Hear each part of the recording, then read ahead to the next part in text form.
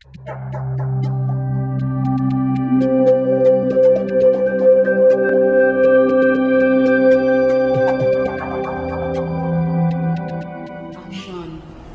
Lord be with you. A reading from the Holy Gospel according to Luke.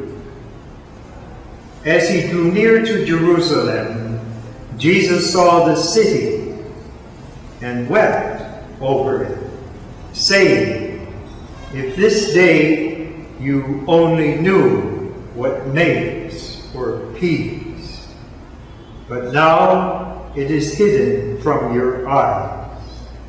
For the days are coming upon you when your enemy will raise a palisade against you. They will encircle you and then hem you in on all sides. They will smash you to the ground and your children within you, and they will not leave one stone upon another within you, because you did not recognize the time of your visitation."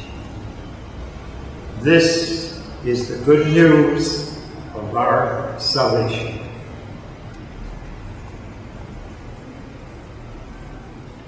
This is one of the most poignant passages in the New Testament.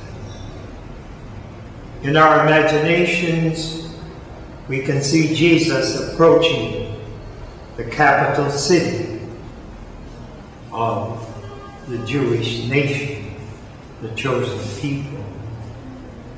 It was captured by King David hundreds of years before. And it had been the center of Jewish worship, especially when Solomon built the temple there. And it was a place of pilgrimage for Jews who were scattered throughout the Roman Empire and beyond.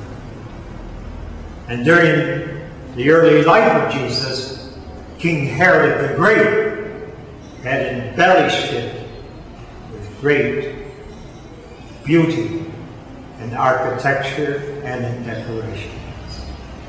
Some say it was one of the wonders of the ancient world.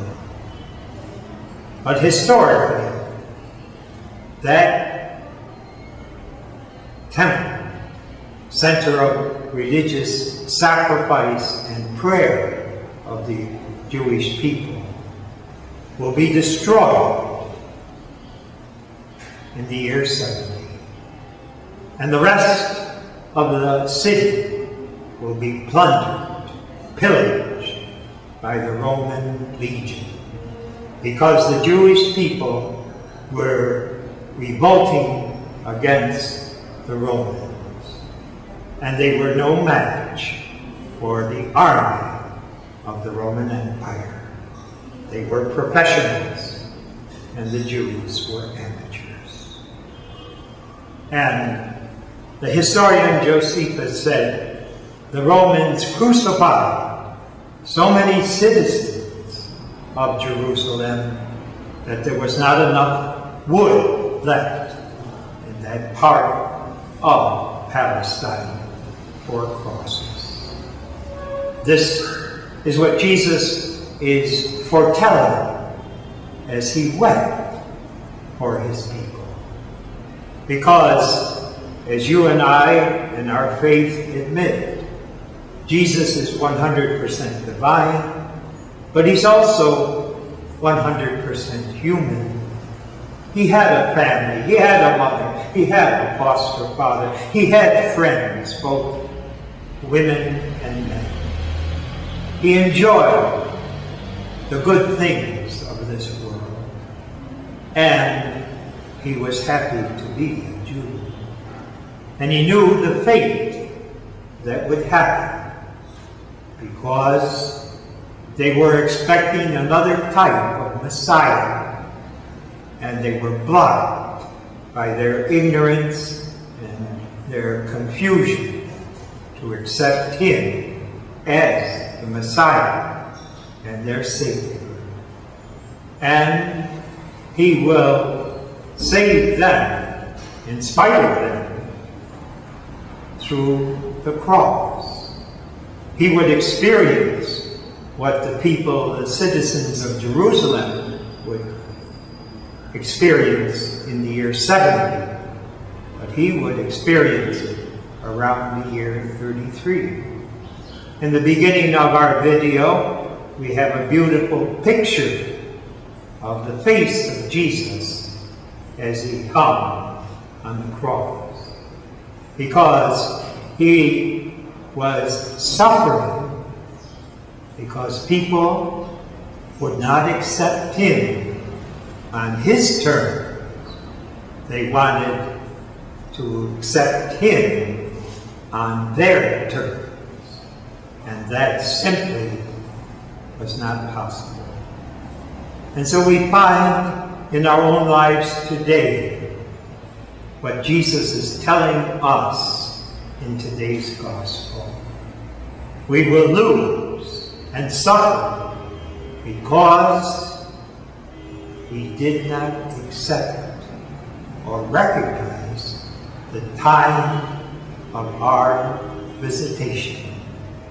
That visitation comes in this symbol of conflict with our close friends and relatives, our selfishness in our dealings with others in the community, our support of those politicians who are not doing what is best for the common good.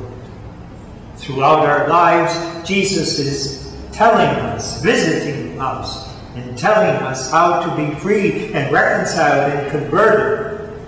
And so many times we refuse to recognize his visitation in our lives. He is telling us in today's gospel, through the expression of St. Luke, what happened to the people of his day during his earthly life, because they did not recognize God sending them Jesus, his Son, as their Redeemer.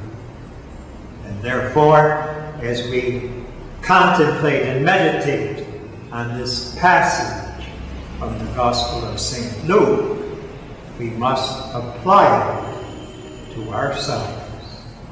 Are we accepting Jesus in our lives as his mother did, totally committed to him, whatever the cost?